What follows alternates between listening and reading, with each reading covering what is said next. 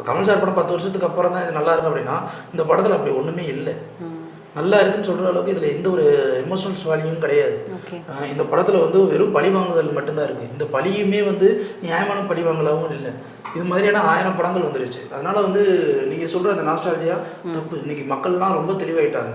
இந்த 10 வருஷம் கழிச்சு இந்த படம் ஆகவும் பேசப்படுங்கிற கான்செப்டில் உடஞ்சி போச்சு. எல்லாம் கிடையவே கிடையாது. படம் பார்த்தா நல்லா இருக்குன்னா நல்லா இருக்குன்னு கொண்டாடுவோம், நல்லா இல்லைன்னா நல்லா இல்லை தான். இது யாராக இருந்தாலும் நல்லா இல்லை தான்.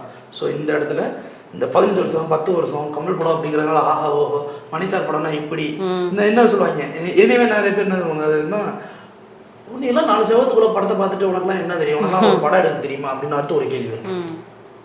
நீ ப்ரொடியூசர் பண்ண போற, நீ ப்ரொடியூஸ் பண்ணுறேன்னு சொல்லி நான் படம் எடுத்துக்காங்க. இந்த பாதி பேர் வந்து சினிமா ஆசையில் வந்து அதுக்கடுத்து வேறு வழி இல்லாமல் கிடைச்ச தொழிலில் பார்த்துட்டு போகிறவங்க தான் அதிகம். அதனால் சினிமா லவர்ஸ் தான் நிறைய பேர் எல்லா ஒரு விஷயத்தையும் பண்ணுவாங்க.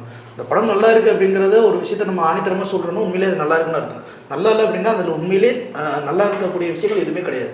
இந்த படத்தில் அந்த மாதிரி எதுவுமே கிடையாது. அதனால் இந்த நாஸ்டாலஜியான திங்ஸ் எல்லாத்தையும் விட்டுட்டு ஒரு படம், ஒரு பெரிய நடிகனுடைய படம் அப்படிங்கிற அந்த திரை இமேஜை உடைச்சிட்டு ஒரு படம் நீங்கள் போய் உட்காந்து பாருங்கள், உங்களுக்கு எல்லாமே தெரியும். இந்த ஹீரோ வர்ஷிப் இல்லாமல் இந்த படம் பாருங்கள், இது நல்லா இருக்கா நல்லா இல்லைன்னு உங்களுக்கு தெரிஞ்சிடும்.